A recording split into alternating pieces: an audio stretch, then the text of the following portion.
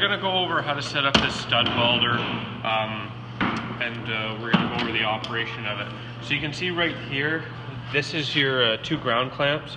Right here is your gun, and right here is the remote for the trigger. Okay. So what we need to do though is we need to set the collet. I've loosened these two set screws. You have to be careful. I believe these are imperial and everything else is metric. So what we're going to have to do is, these are the studs we're using. It's a 1/4 inch, and you see it sits all the way in there. So that's actually, it shouldn't be sitting flush in there. There's an adjustment screw in there. We're going to have to pull this collar out and adjust. So we'll go through that. This is a 17 millimeter, I believe. Okay, so we're going to loosen that off. These are your collets. So this would be the same process for changing the size. So right now we have a 1/4 inch collet, but if you were changing to a 1032 or a shorter bolt or something, this is the same process. So this is that part I was talking about. So what this does is it sets how deep it rides in that collar. So when you make sure this is okay, so when we push this all up there, you can see with this stud, it needs to sit out a little bit. So we're gonna get this adjusted. So this actually pushes that stud a little bit forward. So these are just really lightly snugged. So what we're gonna do is we're gonna drive this forward, and we're just gonna snug it by hand and try to get an idea.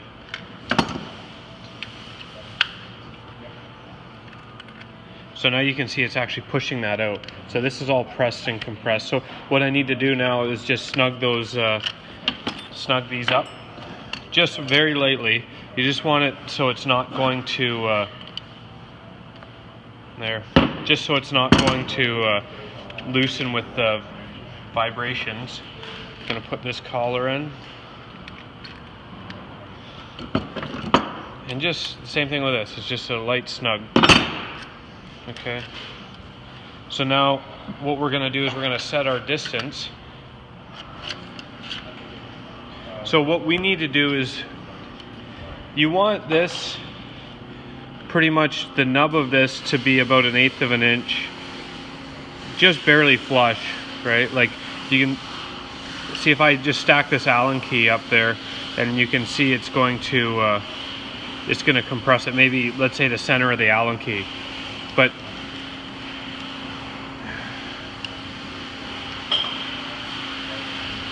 so how this works is there's a spring in here, and this is going to get pushed in when you push it on a plate, and then what will happen is the capacitor in this box discharges, and it burns this up, and the spring takes up that the extra amount that this needs to force in there. This is a collar, is just a locator. There's a couple other ones where it's 3 prongs, but this helps when you push it onto something, like you kind of seat the whole collar against it and then you fire it. So what you want to do is you want to strap your ground clamps on either side, and usually so the current can flow most efficient. So what I've done is wiped it off a bit so there's no dirt and grime.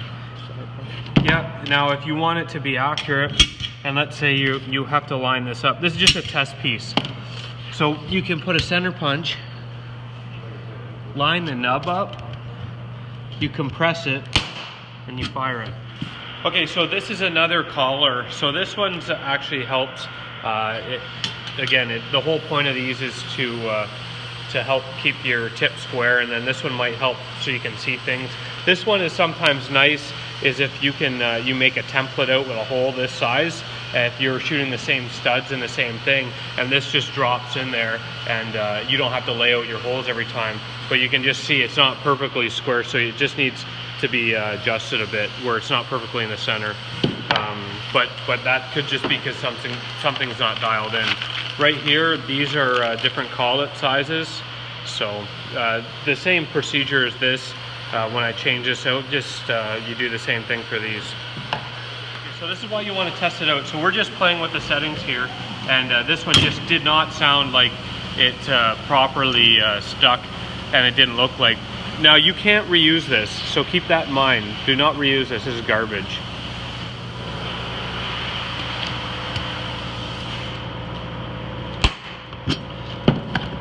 So that seems to be pretty good. So right here is just your spring pressure. So you really don't want to adjust this, right? But you can see where it's set at, just for future. But this adjusts how much pressure is pushing your bolt. So maybe if you're using a 632 and you don't have this properly adjusted, like a little screw, you might have some issues with that. So your best bet is if you lay out a hole and you center punch it. There's little nubs on here, and that'll locate in there and you can fire it. And you really want to make sure that you press this down square, because you could press it, I know it's hard to tell, but you could press it on an angle like this and it might look like it's good, but the whole point of this ring is, you see I'm wiggling it, and then when I fire it, that's where I want to be. And I'm looking around the whole joint to make sure it all got welded. So, yeah. We're just playing with our settings here. So we have it about 120 amps here, and you can see I think we were at 150 here, and it just left a big mark, and it's too much spatter. So what we're doing is we're just gonna test this.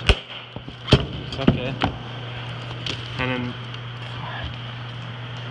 one thing I'm looking for is making sure that it's kind of welded all the way around, but the other side is, you know, making sure,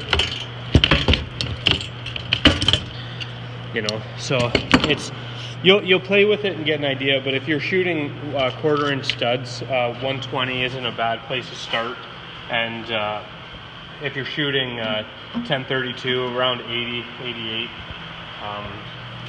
because you can see, compared to the mess this one makes to this one, it's a bit better. Yeah. Okay, so here's how you switch the ends of these as well. So these have a little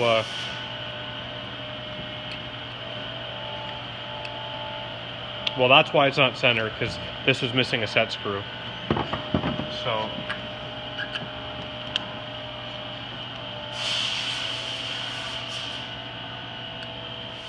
okay, so if you had crosshairs, what you can do is, with this setup, you can see where you're going, you can line it up, and you can fire it. So that might be best for an application where, like, you can't center punch stainless steel too hard, because it's gonna divot out the backside. So this example, he's just using a small transfer punch. It's not going to give him enough of a nib to get in there and hold it. So you're best with a large set of crosshairs like I have here, and that should be good. You get an idea how far this one's sticking out. So one thing you want to just keep in mind is that it is not like bottoming the stroke out of this spring in here, so this should be good. You want to make sure if you're using stainless studs, you're using it on stainless material, and same thing with mild steel. Usually if you're using stainless studs in mild steel, they have a tendency to break off pretty easy. The other thing is, this machine here will go up to a 5/16 stud. Use something like brake cleaner or something that's not going to leave a residue, because generally stainless steel cleaners like this, or like WD-40, or your appliance cleaners, are going to leave like an oily residue. So that's not going to help. Another thing worth mentioning, be careful with these vice grips when you're clamping them. You don't need to go too tight, because you're going to end up scratching the stainless steel. You can fire that if you like, so you can get an idea. So you see he's got crosshairs there. He's going to line it up. It's in between the two clamps. Press the 3 points down. Fires it. And be careful when you pull that off that you come off straight, because you can bend the stud or damage the collet. Don't look at it when you do it either. Yeah. Hurt your eyes. So just to clean up this mess in the permanent marker lines, usually what I do is you can just go with the grain of the stainless, and make sure you use anti-seize too on these bolts, because trust me, you're going to find out the hard way that you're going to break a stud off if you don't. So just like that.